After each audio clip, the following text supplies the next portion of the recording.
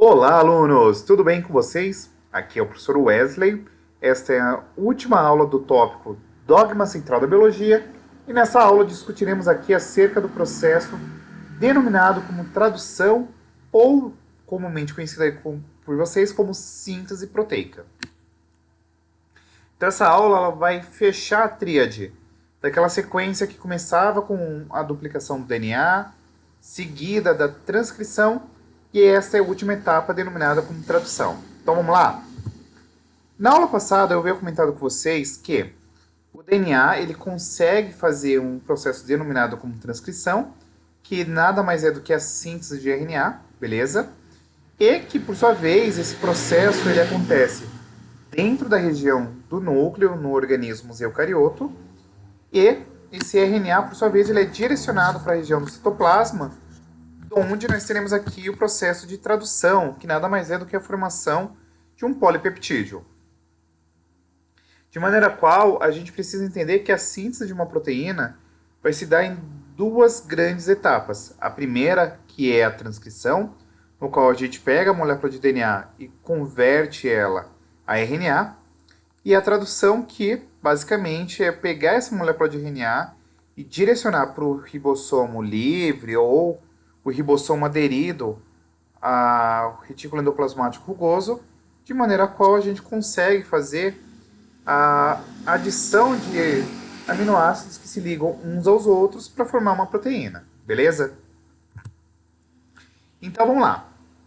Muito simplificadamente, quando se fala da síntese de proteínas, basicamente é você pegar a molécula de RNA mensageiro que foi transcrita e sofreu aquele processo de maturação, isto é, retirar os splicings, unir os exons, e nós migramos essa molécula de RNA mensageiro da região do núcleo para a região do citoplasma, beleza?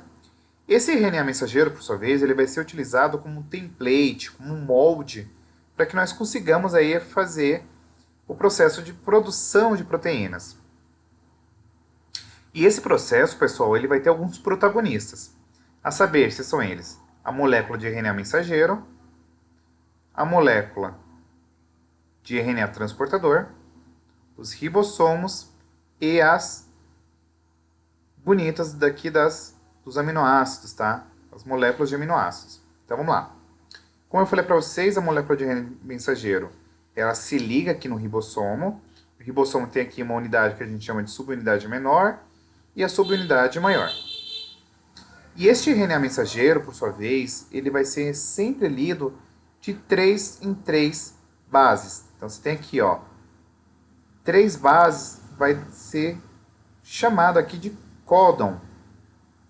E esse códon ele é reconhecido por uma porção aqui do RNA transportador denominada como anticódon, que essencialmente nada mais é do que uma região que tem uma complementariedade ao códon e, por sua vez, vai transportar um determinado aminoácido.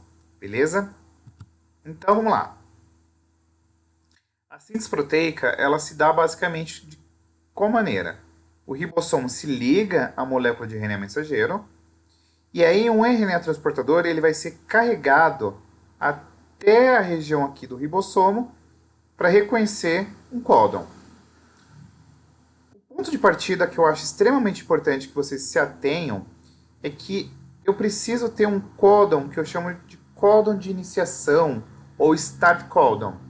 E esse códon de iniciação é o AUG, adenina, uracila, guanina, ou se preferirem, adote um gatinho, tá? Então, este códon ele é reconhecido por um anticódon, que é complementar a ele, que vai transportar aqui uma metionina, tá? Então, esse RNA transportador, ele reconhece esse códon e vai adicionando aqui a metionina. Tranquilo? E aí, esse processo sempre vai se dar dessa maneira. O RNA transportador vai ser direcionado até a região ali de um códon, vai se complementar ele e vai adicionando pouco a pouco os aminoácidos. De maneira qual que é a primeira ideia? Nós precisamos entender que você tem aqui o código, que é sempre de 3, tá? Então você tem aqui 3 bases, que a gente chama de um triplet, que vai receber o nome de código. E aí os códigos dos genes são transcritos em códons do RNA mensageiro, beleza? De maneira a qual cada códon no RNA mensageiro possui 3 bases nitrogenadas que complementam seu respectivo código. E na tradução, cada códon, ou seja, cada 3 bases de RNA mensageiro, vai codificar um aminoácido. Portanto, guardem, para um códon você tem um aminoácido correspondente. E lembre que existe aí alguns tipos de códon especiais que vocês precisarão guardar. O primeiro é o stat códon, que é esse daqui, AUG, adote um gatinho. E nós também temos códons de parada, ou stop códons, que é quem? O AA, o AG e o UGA. Então, um adorador de animais, um adorador de gatinhos e um gatinho adotado. Beleza? E aí nós veremos que existe uma maneira da gente ter essa correspondência de um códon para um aminoácido, que é a famosa tabela do código genético, que vai informar a gente qual que vai ser o aminoácido que deve ser incorporado a essa proteína, a depender do códon presente nesse RNA mensageiro. Beleza? E aí, o que acontece? Como eu falei para vocês, esse processo se dá aqui no ribossomo, tranquilo? E esta organela, o ribossomo, ela possui 2 subunidades. Uma que a gente chama de subunidade menor e uma outra qual nós denominamos como subunidade maior. Tranquilo? E aí, ó, você tem o reconhecimento aqui do start codon, tá? Então o anticódon se liga aqui e aí você vai adicionando pouco a pouco aí os aminoácidos correspondentes. É importante nós destacarmos ainda que na hora que a gente estabelece a ligação entre um aminoácido e outro, a qual denomina-se como ligação peptídica, sempre haverá a liberação de uma molécula de água para cada uma dessas ligações peptídicas que são formadas aí entre esses aminoácidos. Então vamos supor que hipoteticamente você tem uma sequência com 52 aminoácidos. Quantas ligações peptídicas são formadas? Para saber se isso, você faz o quê? Um número de aminoácidos menos 1, que vai dar quantos? 51 ligações peptídicas. Valendo ainda que para cada ligação peptídica, uma molécula de água é liberada. Portanto, se você estabelece 51 ligações, você haverá de liberar também 51 moléculas de água, tá bom? E aí, você vai fazendo um processo que a gente chama de alongamento, tá? O RNA transportador livre, ele é liberado de uma porção que a gente chama de sítio P, e o ribossomo vai caminhando até o próximo códon. E aí o anticódon do RNA transportador da tirosina, por exemplo, se liga aqui e vai adicionando pouco a pouco aí esses aminoácidos para estabelecer a ligação peptídica para formar a proteína, tá? E aí nós temos aqui que destacar um fator de liberação, que é basicamente um fator que se liga aqui ao complexo quando o códon de parada está aí no sítio A, tá? E esse tem o códon de parada, por exemplo, como o AA, um adorador de animais. Tranquilo? Então, a ideia é, você tem o códon de iniciação, o start códon, que é o AG, e você vai prosseguindo esse processo até encontrar o stop códon. Tranquilo?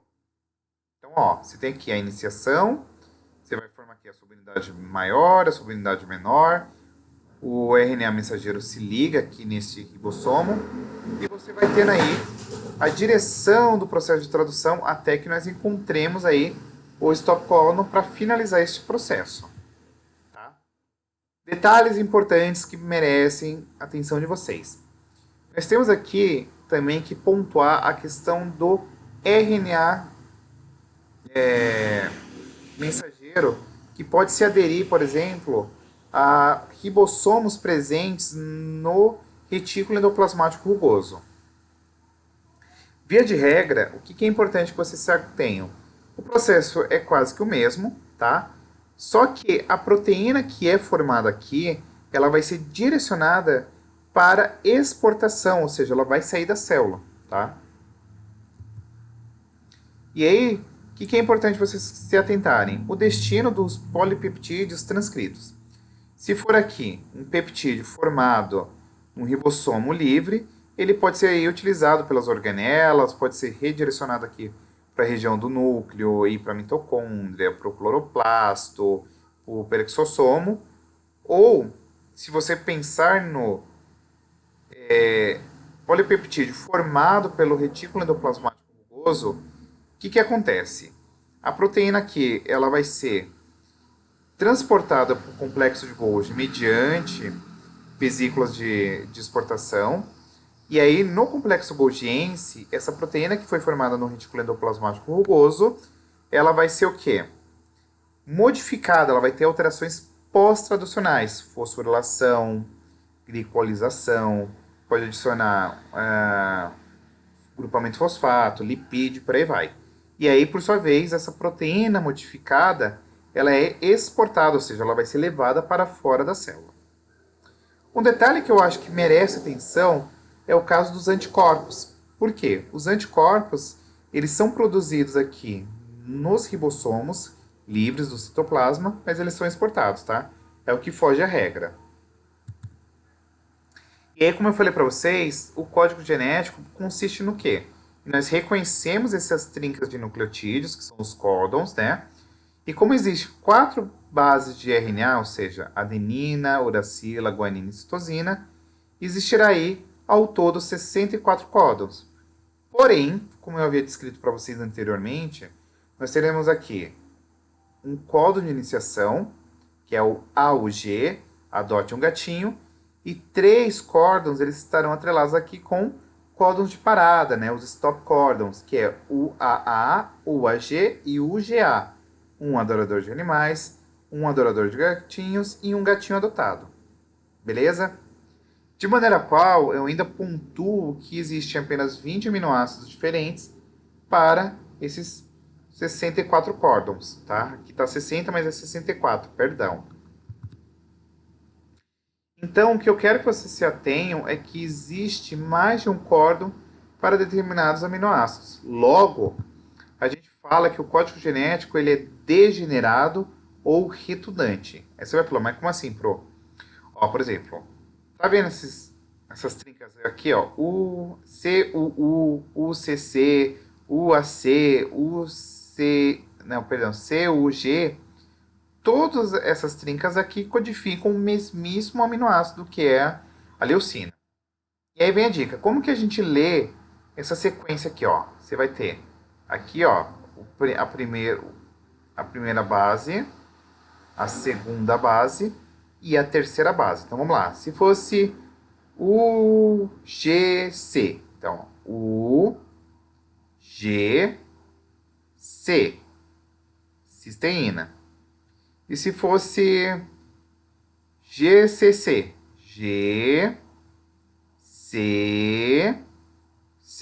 alanina. E aí você sempre vai fazendo essa leitura, ó. Primeira letra, a segunda letra e a terceira letra, tá bom? Um outro aspecto que eu acho que é importante dizer ainda é que o código genético ele é praticamente universal. O que significa dizer isso? Significa dizer que, basicamente, quase todos os seres vivos irão ler essas trincas de nucleotídeos da mesma forma, de 3 em 3, tá? Existem aí algumas exceções a essa regra, como o caso dos micoplasmas ou até mesmo das mitocôndrias, mas via de regra é de 3 em 3 e vai codificar sempre o mesmo aminoácido, tá bom? Então, o que é importante que vocês entendam? O código genético, ele é uma coisa ambígua, ou seja, um único códon não especifica mais do que um aminoácido, tá bom? E aí, como eu falei para vocês, o código genético ele é praticamente universal, pois os códons têm quase o mesmo significado em quase todos os organismos do planeta, tá bom? E é isso, pessoal. Se você tiver gostado, se tiver te ajudado, deixe o seu like, curta, compartilhe, se inscreva, salve esse vídeo, divulgue, que é uma forma de fazer com que o canal consiga aí prosseguir e ajudar outras pessoas, tá bom? Um super beijo e até a próxima. Fui!